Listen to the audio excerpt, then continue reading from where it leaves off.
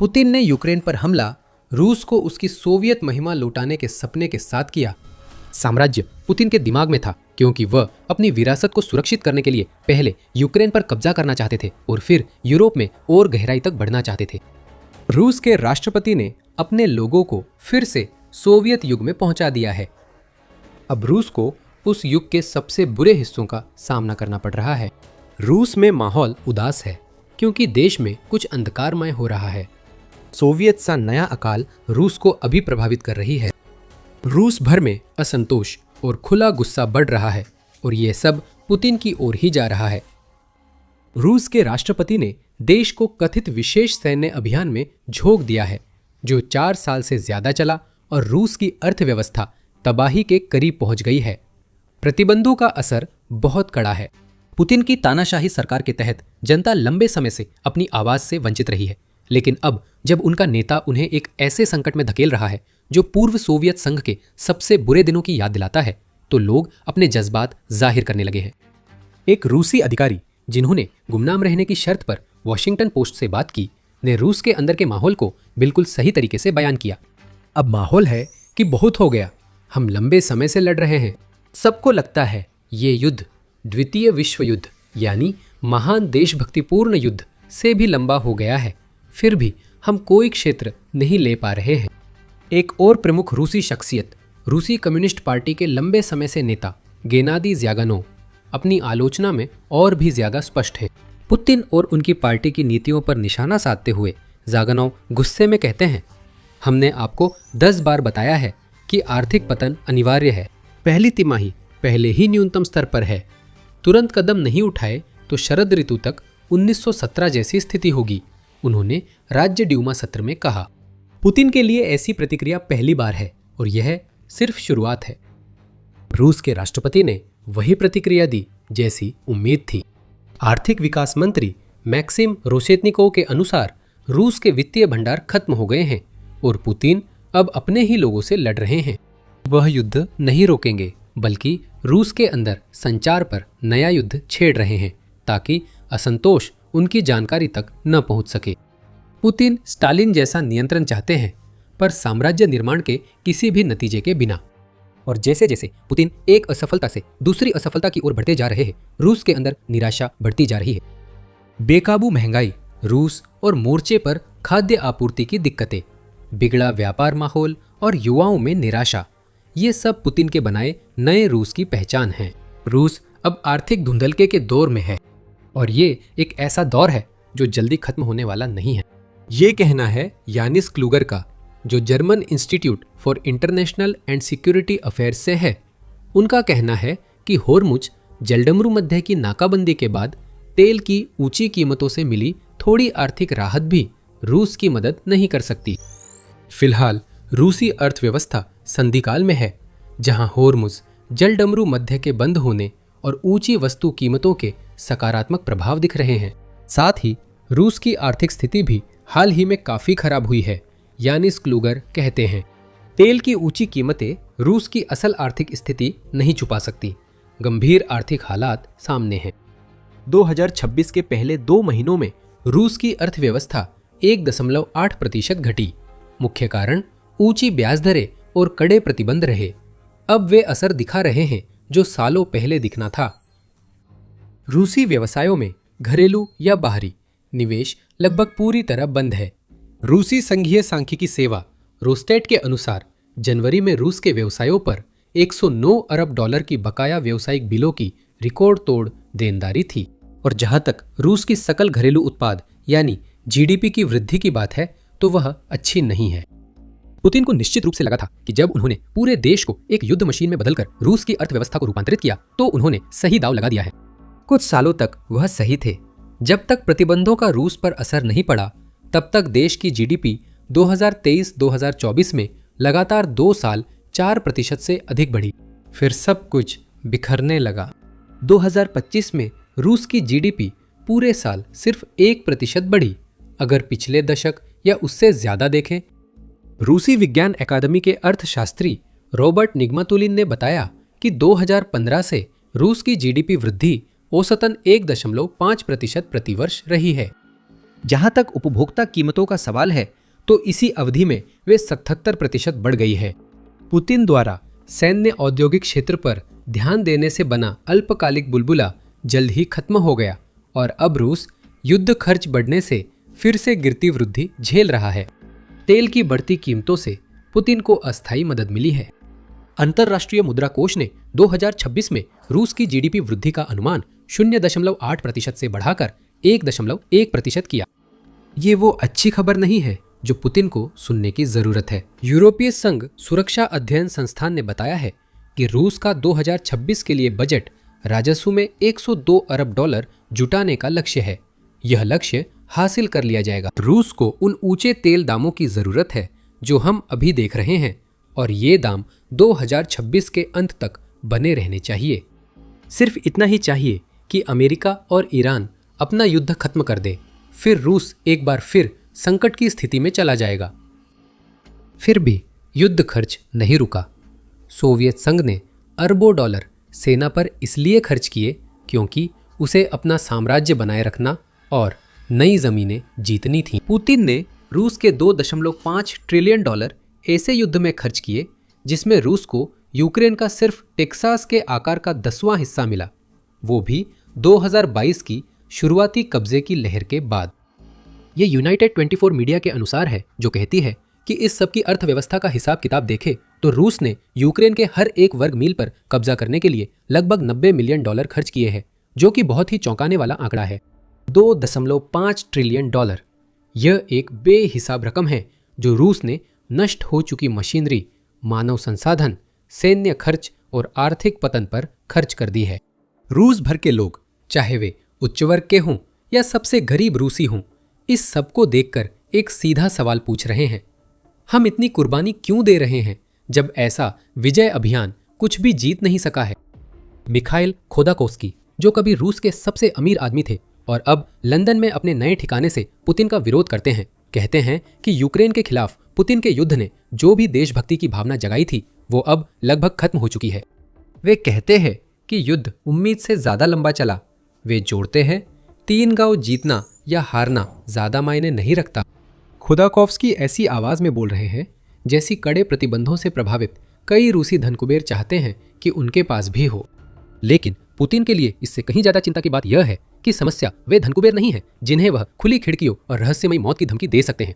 असली समस्या रूस की जनता है और वे सोवियत शैली की उस व्यवस्था से थक चुके हैं जिसमें आर्थिक गिरावट पुतिन की पूरी तरह से आर्थिक विफलता के कारण आई है, क्योंकि उनकी संकीर्ण सोच उन्हें एक ऐसी जंग जारी रखने के लिए मजबूर कर रही है जिसका कोई अंत नजर नहीं आता। निराशा अब नाराजगी में बदल रही है जो पुतिन के लिए सब कुछ बदल सकती है। रूस की निराशा की गहराइयों में जाने से पहले आप देख रहे हैं द मिलिट्री शो। अगर आपने अभी तक सब्सक्राइब नहीं किया है तो अभी बटन दबाने का सबसे अच्छा समय है। रूस के बड़े व्यापारी शायद खोदाकोस्की जैसी बातें कहने से डरते हैं, लेकिन निचले स्तर पर रूस के छोटे व्यापार मालिक निराशा महसूस कर रहे हैं क्योंकि उन्हें बार बार बढ़े हुए टैक्स और ऐसी नीतियों से झटका लग रहा है जो मानो उन्हें असफल करने के लिए बनाई गई हों।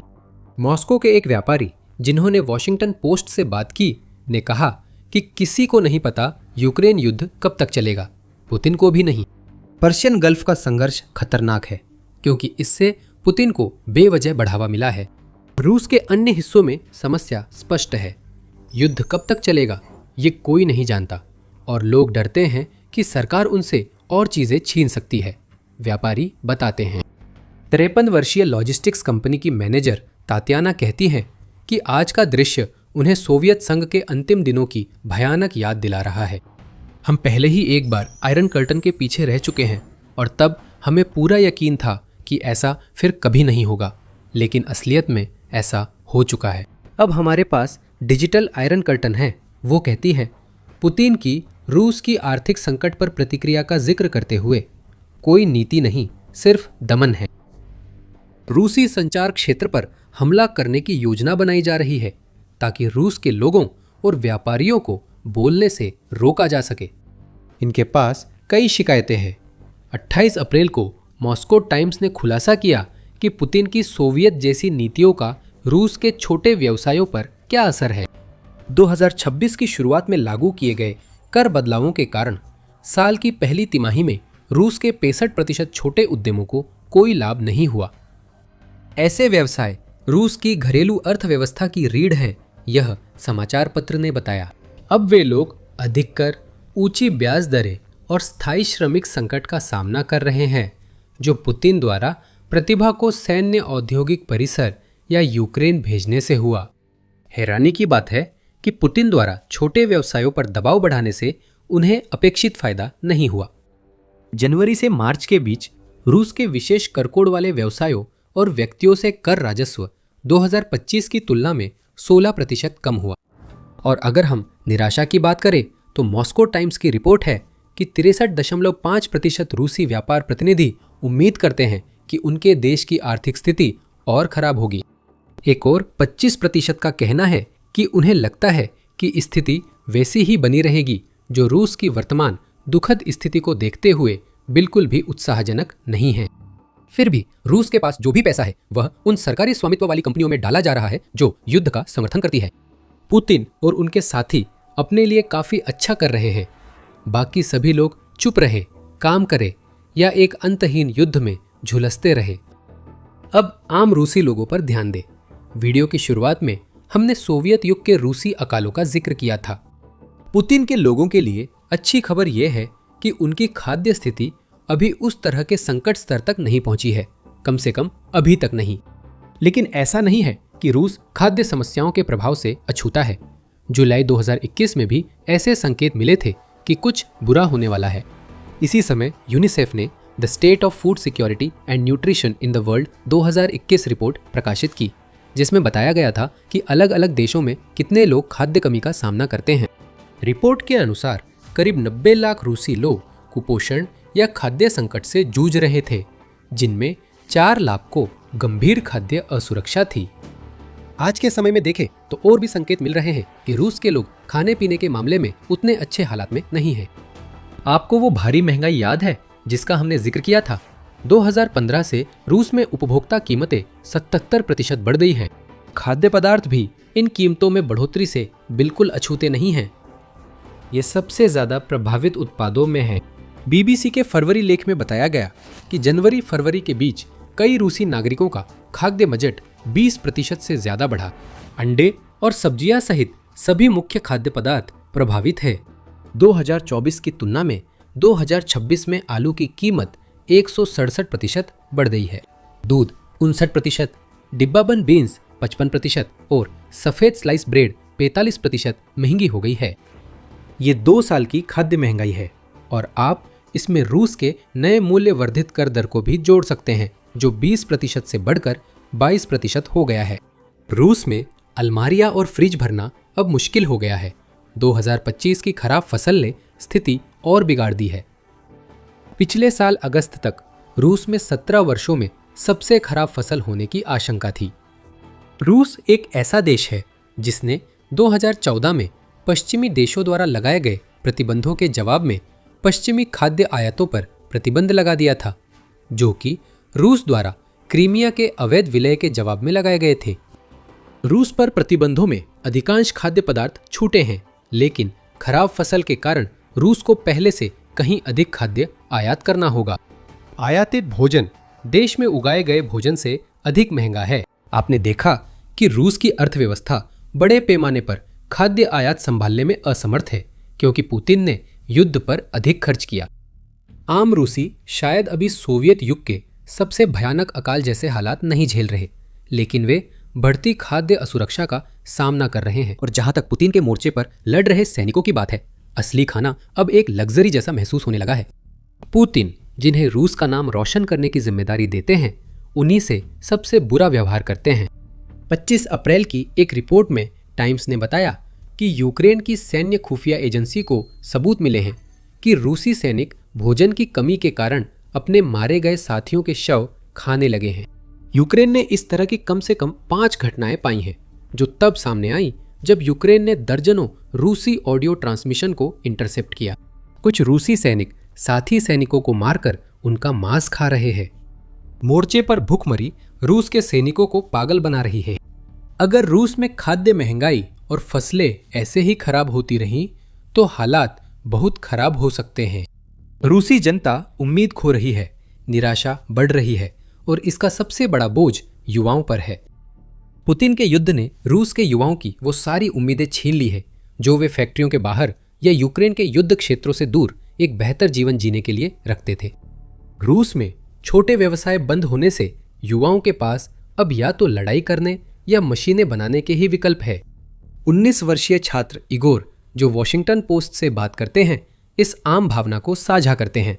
वे कहते हैं, कुल मिलाकर मैं और मेरे जानने वाले सभी लोग पूरी तरह से निराशा महसूस करते हैं कि इसके बारे में कुछ भी नहीं किया जा सकता। सब जाना चाहते हैं पर अधिकतर के पास विकल्प नहीं है। कोई अपना भविष्य इस देश से नहीं जोड़ना चाहता। यहाँ रहना मुश्किल, महंगा और निराशाजनक है। क्या यह पुतिन की योजना के तहत है? अगर रूसी नेता का लक्ष्य ज्यादा युवाओं को सेना में भेजना है तो अर्थव्यवस्था को सोवियत युग जैसी हालत में ले जाना एक मास्टर स्ट्रोक हो सकता है। इन युवाओं को ऐसे रूस की जरूरत नहीं है जो उनके भविष्य का ख्याल रख सके। वे यूक्रेन में मरने में इतने व्यस्त होंगे कि उन्हें इसकी चिंता करने का समय ही नहीं मिलेगा।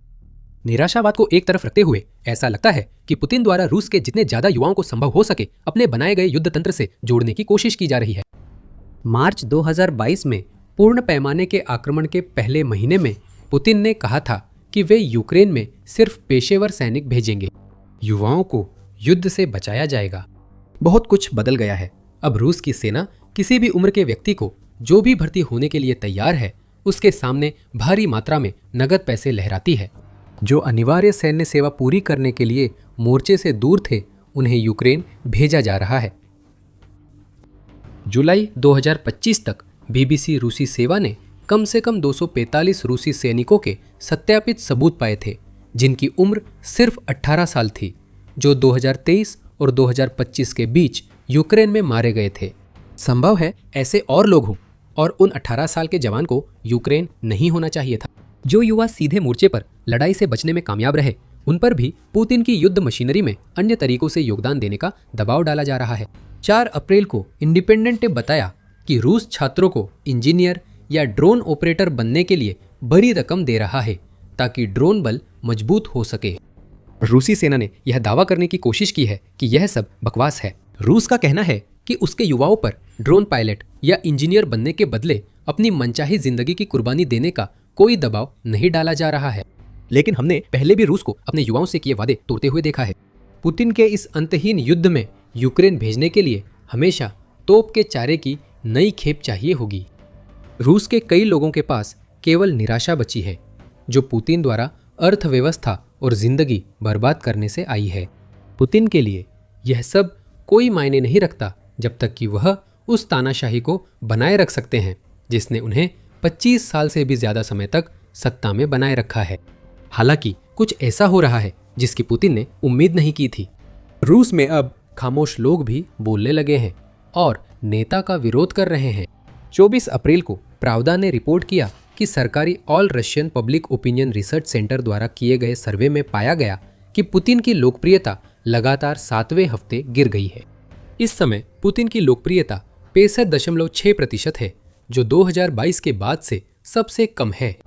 पुतिन पर भरोसा भी घटकर 71% रह गया है और इन 7 हफ्तों में दोनों आंकड़ों में क्रमशः 7.3% और 6.5% की गिरावट आई है। आप सोच सकते हैं कि पुतिन के पक्ष में ज्यादातर लोग हैं, लेकिन ध्यान रहे कि वहां थोड़ी असहमति भी आपको गुलाग या उससे भी बदतर अंजाम तक पहुंचा सकती है। पुतिन के खिलाफ खड़े होने वालों में से कई लोगों का अंजाम निर्वासन या यहां तक कि मौत भी रहा है। रूस में यूक्रेन युद्ध की आलोचना करना अवैध है और एक समय था जब पुतिन की लोकप्रियता दर 88% तक पहुंच गई थी। अप्रैल 2026 के मुकाबले 20% से भी ज्यादा गिरी रेटिंग दर्शाती है कि रूस की जनता अब अपने नेता की युद्ध प्रियता से तंग आ गई है। पुतिन की मजबूत छवि में दरारें दिख रही हैं। अगर रूस की लगभग 35% आबादी ये कहने को तैयार है कि वो पुतिन की नीतियों से खुश नहीं है, तो कितने लोग ऐसे होंगे जो ऊपर से तो खुश होने का दावा करते हैं लेकिन अंदर ही अंदर अपने नेता द्वारा पैदा की गई गंभीर स्थिति को लेकर परेशान हैं? और कितने लोग ऐसे हैं जो खाने पीने की चीजों की बढ़ती कीमतों और एक मृतप्राय रूसी अर्थव्यवस्था पर बढ़ते दबाव के चलते अब अपनी सहन शक्ति की सीमा तक पहुंच चुके हैं? ये सवाल है जिनके जवाब पुतिन नहीं चाहता सामने आए। वह सोवियत नेताओं की बुरी आदतें अपनाकर खुश है, पर पुतिन भी जानते हैं कि वे हमेशा नहीं टिक सकते। अपने हिसाब से उन्होंने सब खत्म मान लिया है, हालांकि फैसलों की जिम्मेदारी से बचना चाह रहे हैं। रूस में कुछ टूट गया है और पुतिन द्वारा पैदा की गई निराशा उनके अंत का कारण बन सकती है। हमारे वीडियो में पुतिन के बनाए सिस्टम के बिखराव के बारे में जानें। और अगर आपको ये वीडियो पसंद आया हो तो द मिलिट्री शो को सब्सक्राइब करना न भूलें, ताकि आप हमारी कोई भी नई वीडियो मिस न करें। और हमेशा की तरह देखने के लिए धन्यवाद।